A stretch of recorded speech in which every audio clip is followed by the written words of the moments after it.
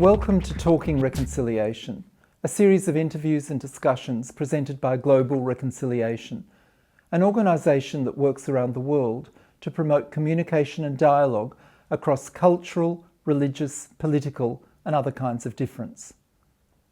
In this series, I talk with practitioners of reconciliation from many countries and from many walks of life.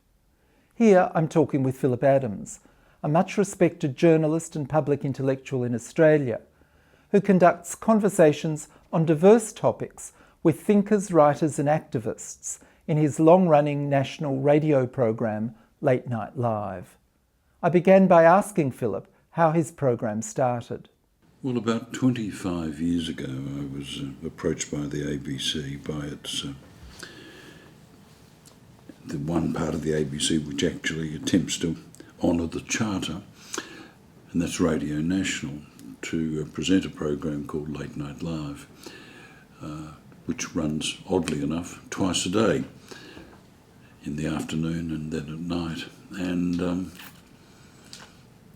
I was flattered because I'd been working in the cacophonous world of commercial radio, talk radio, where people yell at each other, where everything is abuse, where everything is reduced to slogans, and the job of the radio announcer is to foment anger, to build it up, and to use it as a method for increasing ratings. The angrier you can pretend to be on commercial radio, because much of the fulmination is totally and utterly insincere. It involves the adoption of an aggressive persona. In contrast to that, I was offered a job where I could talk to anyone on earth about anything, which makes it, I think, the best job in Australian media. It's well-resourced for the ABC, still is despite all the budget cuts. And so for 25 years I sit there every night and I talk to an enormous variety of people in every possible area of scholarship. And what I try to do is insist on conversation and context and to some extent conciliation rather than slogans. To do this, I've got a number of tricks of the trade. One of them is humour. I try to settle everyone down, no matter how adversarial they might be, by getting them, if not to laugh, at least to smile. I insist on first names, no matter how lofty the personage. Having rattled off the honorifics, it's then down to first names, and it's quiet. I avoid booking guests who are going to yell at each other because I find that enormously unhelpful. So it's a dialogue, sometimes it's a quartet or more, where we try to talk things through. Now that's nonsense, because in 20 minutes to an hour you're not going to resolve anything, but at least you can in a sense inform an audience better than they are likely to get from conventional media, certainly I think better than they get from newspapers. And at the same time, you hope that by the end of the discussion no one has screamed or yelled or ranted, and they've all had what one might describe as a civilised encounter. Sometimes it's directly on the issues of reconciliation. I've lost count of the programs we've done over the years on truth and reconciliation commissions, for example. And last night I was talking to a Melbourne lawyer about seeking a new way to fix what he describes, I think fairly, as our broken judicial system, where politicians are yelling for more and more people to be put in jail for longer and longer terms, whereas he is a part of a movement to talk to criminals and indeed to their victims quietly, gently, and to try and get a better outcome instead of simply piling them up in the prisons. So my instinct is to prevent recidivism to slogans, recidivism to hardline positions. And I must say, no matter how angry people might be at the beginning, they tend to be a bit calmer at the end. So that's what you prevent. What is it that you seek to create? What's the I seek to create, if you objective? like, a safe place where people can talk without being bullies, without being... I think very often aggression comes out of insecurity, and if you can make people feel a bit more relaxed than they expected and give them more time than they're used to. That's something else that happens in media. The time frame is incredibly short, and it's getting shorter and shorter with politicians, of course, going for that 10-second grab for the notorious 24-hour news cycle, or many of our politicians up to, and especially prime ministers, simply repeat the same aggressive catchphrases over and over and over again until the brain turns to porridge. Clearly, you do it for interest and out of love, and few people would find that hard to understand. But what do you have a kind of broader motive in terms of what the utility of this kind of exercise might be for Australian society? Why do you do it?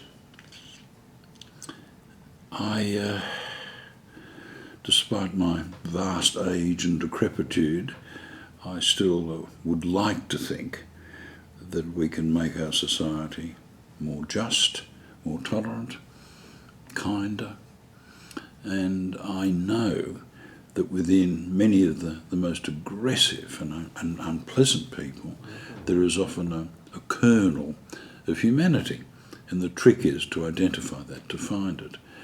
My favourite term, which I use a hell of a lot, comes from Pablo Casals, who, the famous cellist, who on his 80-something birthday was given a sort of a press conference in Madrid.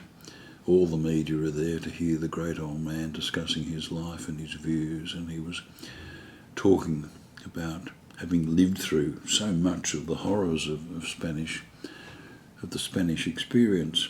And like many an old man, he was getting angrier and more grumpy.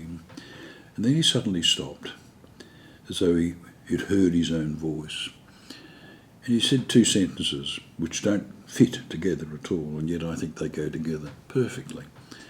And what he said, Peter, was, the situation is hopeless. We must take the next step. And I think that's probably my view. The situation is hopeless everywhere I look, at whatever issue I look at, whether it's climate change or refugees or what's happening in the Middle East. But you have to keep trying. You have to keep taking the next step. They are stumbling steps. They're often one step backwards.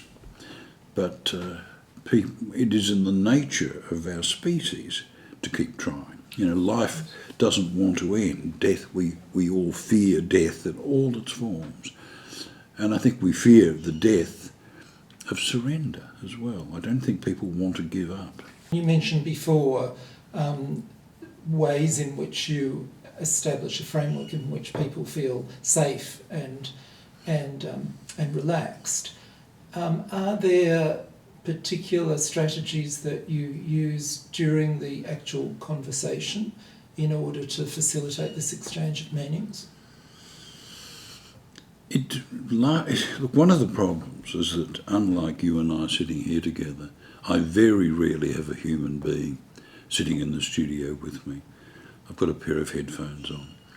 I haven't got a face. I've got no ways of getting cues from someone's face. I don't know whether a sudden silence is caused by irritation, anger, boredom. I don't know whether the lines dropped out. I just cannot tell that. It is much better if you are trying to conduct, orchestrate or choreograph a discussion, if everyone's in the same space and you can read those things. I sometimes take the show on the road. I went down to Canberra to talk to Pierre Rickmans not long before he died. Now, he and I have quite different politics, but I hold him in the highest regard held him in the highest regard, because he's now gone to God. But I love his writing. I love the subtlety. I love the gentleness of it. And we sat down and talked. And I'd ask him a very simple question. He didn't want to be interviewed, but on the other hand, he decided if he was going to be interviewed, he'd prefer me to do it because he knew I wouldn't yell at him. So I'd ask him a question, and there would be a long silence. And this was because he was actually thinking of the answer. Most of the people you get on television, anyone gets on television, are practised and professional and glib, and they are repeating. They're a stand-up act. They do it for a living. He doesn't, so these endless silences. And finally he got so distressed by his own silences that he insisted that we stop. And I said, look, Bear, I don't mind silences. I find them, they're so rare. It's okay, don't worry about it. I said, if they become excessive, we'll sort of nip some of them out. So back we went. He got confident, and it finished up being, in many ways, one of the most revelatory and deeply affecting programs I've ever done. I like that. I had a bloke on the other day who, would you believe, claims, and there's some evidence that it's true, that he was raised by a pack of dogs in Limerick. That he was, was a feral child and lived with wild dogs around the railway tracks. And in retelling the story, extraordinary looking bloke. Must have been 6'3", wild-haired. He still looks like a large feral creature. He was crying. He was just weeping and weeping and weeping over events that had happened 20, 30 years ago. And all my colleagues think, oh, this is a catastrophe. No, it wasn't. It was stunning, and I was absolutely and utterly absorbed. So the thing that's in common with this is you try to make people feel safe. You try and at least simulate a willingness to be a friend. In closing, can I ask you to turn your thoughts to the broader question and concept of reconciliation in the world today? Using your definition, which is not that people kiss and make up and fall into each other's arms, but more, say, a Truth and Reconciliation Commission model. And as you often put it, your Little Wireless program is direct, in a sense, epitomises how reconciliation discourses can sometimes be conducted. Can you reflect on the larger task of reconciliation in the world today, and the situation seek to promote it? The situation is hopeless, and we must take the next step. And the next step is not to pull out a gun and shoot someone. The next step is to try and talk. No matter how great the abyss might be. Sometimes it looks Grand Canyon-ish. Sometimes it's only a crack. The crack can become a Grand Canyon, but sometimes you see it around the world. You see it in a country like Little Norway, fighting above its weight in not fighting, in seeking to negotiate saner outcomes.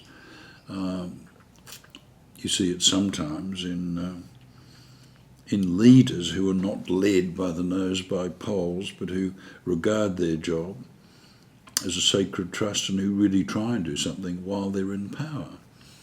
It happens, and I'm not sure that there's a technology, a technique, an app, a book of rules that will teach us how to do it. I don't think such a thing exists. But you want the tendency, you want the hope, you want the ambition.